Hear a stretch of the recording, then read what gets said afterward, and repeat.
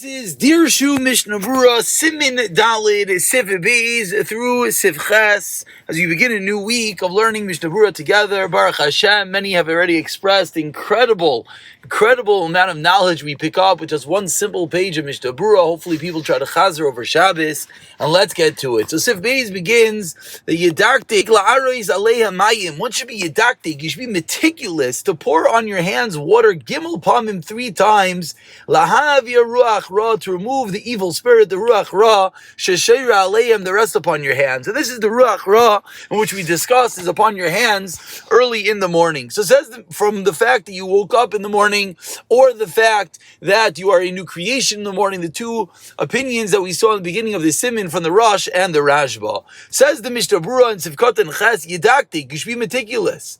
Explains the Mishnah Berurah why. Ki chutz me'at hayim ha'nizkarim b'Sivkot and Aleph, aside for the reasons that were mentioned in the first sif, shetzarich litel yadayim letfilah, they have to wash your hands for davening. Sarich litel gam misham ruach ra asher al yadayim. You also have to wash your hands because of the ruach ra that rests in your hands. Achecha danatilahu misham ruach ra, explains the Mishnah Berurah. But when the washing is because of the ruach ra levad, only because of the spirit that rests in your hands in the morning, for that alone, there was not a bracha. Therefore, Therefore, we also need the reasons that were brought in the beginning. So the first thing that the Mishnah Berurah is teaching us is the reason that we have to be careful to wash your hands is because there's a dual purpose why we're washing our hands. We're washing your hands because of the Ruach Ra, and we're washing your hands for Tefillah. Continues Mishnah Berurah Sivkot and Tes, La'areis Aleim, V'yilon lechatchila ad perek hazraya, and you should wash lechatchila optimally until your wrist. V'mein lo mayim, if you don't have enough water, dayad kishrei atzba'isa, it's enough until your knuckles, like we know from Hilchos Tisha B'Av that you and Hilchos Yom Kippur, you wash the bare minimum until your knuckles. V'zarich livshait hakabos, and you should spread out your palms, like one who wants to accept something. Pick them up towards your head, and these are all reasons in order to ensure that the water, he's quoting the Magen Avraham over here, that the water gets in every part of your hand. It's also good to wash out your mouth, but on a Taiva Sibur, one should not wash out your mouth. So the Shabru is teaching us again, lechatchila, you wash your wrist. You don't have enough water, you wash your knuckles. And also make sure that you pick up your hands, so the fact that you want the water to get in every inch of your hands. And now he taught us something about washing out your mouth. Lechatchila, wash out your mouth. And this is seemingly a separate halacha to rinse out your mouth in the morning. But of Taina Sibur, you should not do that. And the Dirshu in a moment will comment on that, but let's continue the Mishnah Berurah. Says the Mishnah Berurah Sivkot and Yod Gimel Pamim 3 times. And this is a classical, I don't want to call it a mistake. I think everyone knows this halacha, but a classical question that people have. So I'll just pour the quantity of water that's 3 times worth of pouring on my hands. Says the Mishnah Berurah, Einoi Moyel. That does not work. Why not? Because the evil spirit, this impure spirit that rests upon your hands, only is removed with pouring water 3 times. Once in your right, then in your left. Ad gimel pamim b'seirugin 3 times alternately, back and forth, right, left, right, left, right, left. And then the Mishnah Berurah says, if the Sefer Ma'aserav, quoting the Vilna Gaon, because of Dalit Pamim, you should wash your hands 4 times. Gimel pamim laver ruach ra, 3 times to remove the impure spirit. And the 4th time, the 4th time is because the water on your hands is impure, because you just remove this impure spirit, this ruach ra, and now on your hands have some of that water. So wash a 4th time to get rid of that water. And of course, just from the way you learn a Mishnah Berurah, it's clear that the Psak Halacha is Gimel Pamim, like the Shulchan Aruch itself taught us. And that is what everyone does and should do. Mishnah Berurah is just explaining that there's an extra, Milo will call it a stringency of the Vilna Gaon to wash a 4th time. Sarich lizar, and of course there are those with such a minhag. Sarich lizar lenashim, and now the Mishnah Berurah continues. Let's read these words very carefully. One should warn the woman, sheizharu b'netilas dayim. They should be careful with washing their hands. Gimel bam b'seirugim, 3 times alternatively. Kimoy ha'anashim, like men, and many hone in on these words, kimoy ha'anashim, which shows us that the reason a woman has to be obligated and careful with washing her hands is because she has the same level of obligation, chiv, like a man. And as well, because they prepare the food, we don't want them to make the food impure by touching them with their hands. And now he continues, and listen to the wording over here.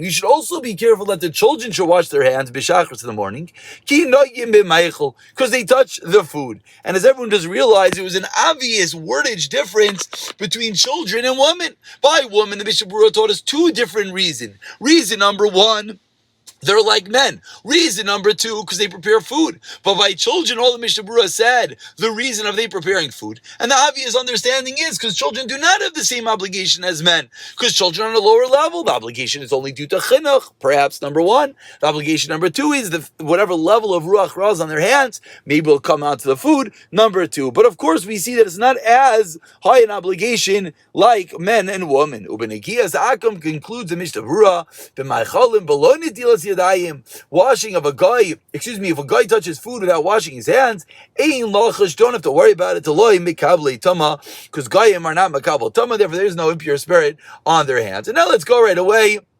into the Dirshu over here, starting with note number 20 in the Dirshu. So the Dirshu brings down this halach of washing your mouth, and he says, why? Why are we washing on our mouth? So later on, in the name of the Beis Yosef, the Mishnah Berurah is going to tell us, because when you say the name of Hashem, you want to say the name with kedusha and tahira and purity, and therefore you make sure to wash at your mouth. And as well, it says over there in a porn halacha, let's hear an istanis, and the water that you have is disgusting, and you don't want to wash at your mouth. It's not a problem. You're still allowed to make a bracha. Continues Dirshu over here, note 21, that on Tainus Iber you should not wash at your mouth. Very important halacha, seemingly. But comes along the Dirshu and it says, but when we learn Amir Hashem, it's going to take a while to get there. But says the Dirshu, let's say someone washes out their mouth every morning, still the Shulchan Aruch later on in Tavkuf Samach Zayin, Sivkot and Gimel, that Tzachas Tainus says, it's Shloi Kosher Lases Kain. Of course, the wording is very, very precise. He doesn't say it's usher. It's not the right thing to do. And of course, the Mishnah Berurah over there says that if someone is mitztaer, someone who's in pain, he's allowed to wash out his mouth. But to be careful to tilt his head forward so the water doesn't go down your throat, of course. And then he continues, and actually in this Dirshu you see the contrast. He says, but on Tisha B'Av, b'makim sar gadol, and Yom Kippurim, you should do nothing. But what do we see? That on Tisha B'Av for sar gadol we're makel. So what's the contrast in Tisha B'Av and a regular fast? Tisha B'Av you need sar gadol, you need a high level. On a regular fast he just said sar, a lower level. And therefore that's of course the minhag that on a regular fast day, that a lower level of tsar one can wash at his mouth, and certainly on Tainus Esther coming up, on a low level tsar you can wash at your mouth, and similarly to use toothpaste and mouthwash, etc. The next Dirshu over here talks about what about a Tainus Yachid? A Tainus Yachid, we're more lenient on that, but let's continue. Tainus Yachid is not as common. Continuing over here, Dirshu note 22 quotes the Ma'aser Rav that says to wash 4 times. Now, if you were to wash 4 times, how should you do it? So everyone does. Alternatively, just does an extra right, left. So Rav Chaim Kanievsky says that's the minhag, even though he says there's really no reason. You could just pour, the 3rd time is on the right, the 3rd time on the left, and really you could just double it up, says Rav Chaim, for time number 4, but everyone does alternatively, and I guess that's what, if anyone does that, that's what they should continue doing. Continues Dirshu note 23 over here, talking about kids. He says kids should be careful because they touch the food. And now comes along Dirshu, and he says, let's say kids did touch it, but he gives what if the kid is under the age of chinuch? A little baby, a 1-year-old, for chinuch purposes, chinuch is each item. When the kid understands what it means to wash his hands, what it means that there's an impure spirit on his hands. So Dirshu over here quotes the Shulchan Aruch Harav, in which the Graz, the Balatanya, explains that the minhag is to be makel for a little kid, but the Graz adds on that kadosh emerlay, it's a beautiful thing to wash a kid's hands, even from the age of bris milah. A bit difficult sometimes with little babies, but the Shulchan Aruch Harav says kadosh, it's a beautiful thing to do. But again, if you didn't, the food is fine. He continues by quoting the Yavitz that the minhag is to be makel as long as the kid did not reach chinuch. But he says there are those. He says the Yavit says you should be mach, or a little bit of a stronger language once one reaches after the bris milah, and some say it's even aser min adin. Okay, I believe the accepted practice is similar to the way Shulchan Aruch Harav said it, that it's a beautiful thing to do if one can. And it says, now he quotes Rav Elyashiv. What is Rav Elyashiv's opinion? A bit of a debate over here. Some say it's at the time the kid could walk. In another sefer they quote Rav Elyashiv's opinion that the time that he understands they understands what people are saying to him, which is probably more of the the general consensus when the kid understands. Chaim Kanievsky says it's at the time the kid touches the food and the kid puts the food in his mouth, which is a much, much younger age. And then he concludes over here, the Dirshu, go over the next column, quoting the Chazon Ish, that he says that you should wash your hands even before he touches the food, which is even at a younger age. And again, it's something that, like the Grass says, it's something to keep on one's radar, and one should try and get the kids into the habit of washing their hands. But now we're adding a new element, not just because of the chinuch like we saw in the Mishnah Berurah, but as well because the kids touch the food and there's the impure spirit that goes on to the food. Now Mishnah Berurah, nope, that's the end of that. Now we continue in Shulchan Aruch over here, Sifkat and Gimel. We're now going to go, we're going to go straight, Gimel, Dalet, Hey, Vav, Zayin, all the Shulchan Aruch, all the Mishnah Berurahs, and then we'll conclude with a few dirshus. So it says the Shulchan Aruch over here, Lo yiga biyadav koidim netila b'lo pev v'lo lachaitim v'lo leznayim v'lo leinayim. Should not touch before you wash your hands. Where should not touch? Your mouth, your nose, your ears, your eyes, which of course are all the open orifices, all the holes of the body. One should not touch. Let's continue. Let's go straight down into Mishnah Berurah, Sifkat Yud Aleph. Why he says in Mishnah Berurah, because the evil spirit that rests in your hands, you're able to damage these avarim, and as well, you should be careful. If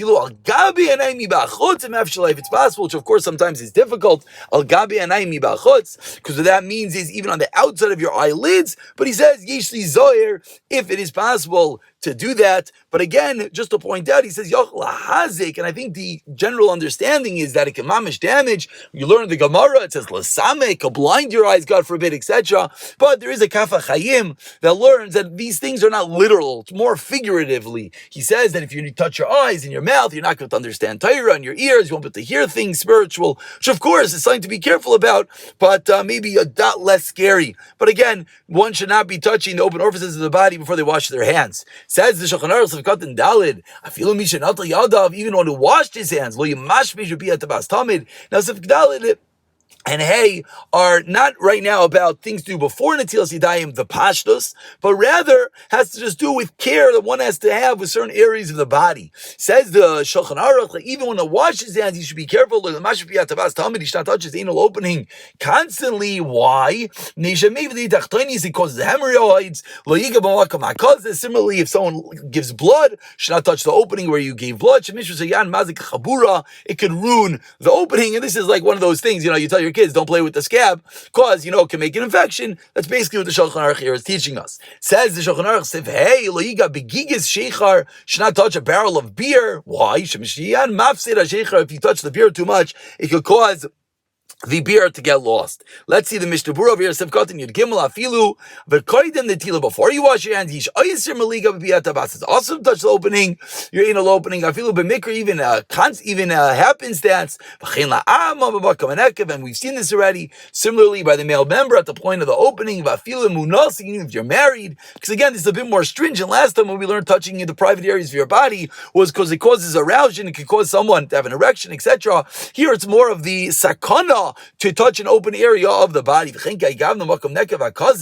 opening where one gives blood, because the ruach ra, this impure spirit on your hands, could enter into the body, God forbid, through these holes and these openings, and therefore one has to be very, very careful. A classical issue. Someone touches food before he washes his hands. The food does not become ulcer. Now, I said it's a classical issue. Everyone's wondering, why is it classical? We all wash our hands before we touch food. So the reason it's classical is, number one, what about a kid? Or number two, prevalent more in Eretz Yisrael, is what about a non-frum Jew? The Mishnah Berurah previously taught us that a goy does not have Ruach Ra in his hands, but a non-frum Jew, of course, he's a Yid. He has Ruach Ra in his hands. And we learned, so says Mishnah Berurah, what happens if they touch the food? They touch your apple, they touch your food. They didn't wash their hands in the morning, perhaps. Says Mishnah Berurah, the food is not ulcer. Be very careful. Don't touch the food. What if you did? You shall wash off the food 3 times. Should not smoke before you wash your hands. So that's immediately, I know I said we'll go to the end, but I can't hold back. Let's immediately go straight into Dirshu over here. Note 24. Dirshu over here points out that this impure spirit could damage the body, and he says, what about touching it through a baguette? What about if you want to rub your eye through your shirt or something? So there we learn einay mazik. So if someone needs to touch a part of their body, the answer is to use a baguette. And now the Dirshu Note 25 says, like we just pointed out, that if someone touches food before he washes his hands, it could ruin the food lechatchila. Now, what if someone touches fruit or vegetables that you generally peel? So maybe you're peeling off the impure spirit. It's still, Rechaim Kanevsky says, it's still better to wash the food 3 times. What about everything else that has ruach ra? For example, we know you can't leave garlic and eggs and onions peeled overnight. So maybe now we know the halacha, and maybe many of us have heard that if you leave your eggs peeled overnight, then you have to discard them. And if one is wondering why, we just learned in the Mishnah Berurah, you can wash it 3 times. Says Dirshu over here that then it's also to eat it. And the Archas HaChaim speaks out, for that level of Ruach Ra, it doesn't help to wash it. Don't equate necessarily one Ruach Ra to another Ruach Ra. So for that Ruach Ra, eggs left overnight, onions left overnight, garlic left overnight, which of course is only if it's fully peeled, only if it's not mixed with oil or salt or something else, just a regular egg, onion, garlic left peeled overnight, then it is also tzakana to eat it.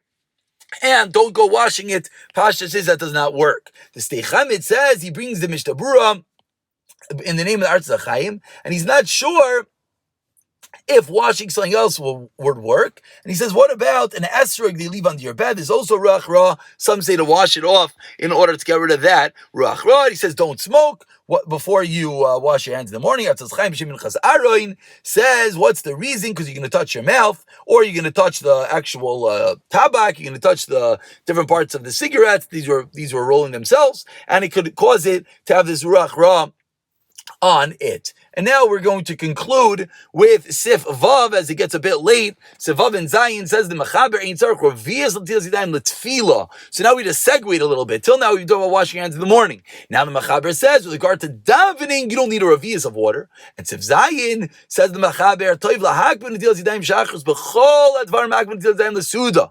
It's toiv, it's good, and we always be careful to every word of the Shulchan Aruch. It's good, which is one wants to be a toiv, but he doesn't say isser atar. It's good to be careful with washing your hands in the morning with all the items that you're supposed to be careful with washing your hands for a suda. But says the Rama, it doesn't hold back like kli if you don't have a vessel, like koyach gavra, if you don't have the force of a man pouring on you, if a shar is that's not going to hold back. You're going to be allowed to continue your day if you wash your hands without those elements. Says the Mishnah Berurah over here, Sif Katan Tezvav, Ein Sarech, Ratza Leimar. The Eved Ein Makva Bracha. You're allowed to make the bracha even if you don't have a revius of water. Points out the Mishnah Berurah, of course. Even a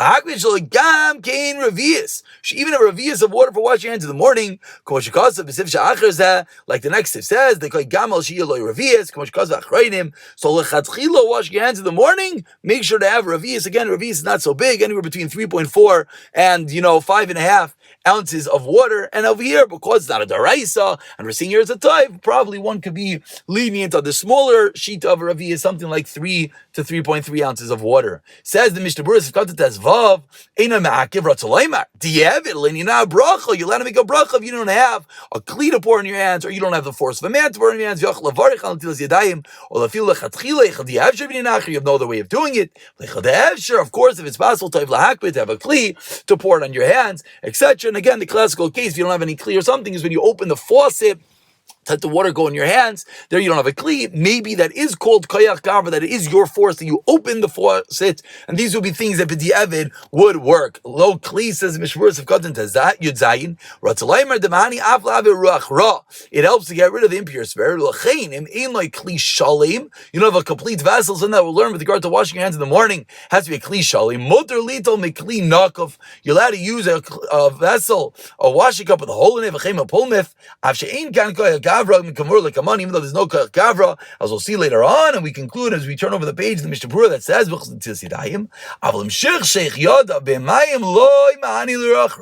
if you just wash your hands, if you just dip your hands into water, that does not help for ruach ra. So we're seeing the care one has to take washing your hands in the morning. I'll pick it up from Sif Chas Mir Hashem in the next year.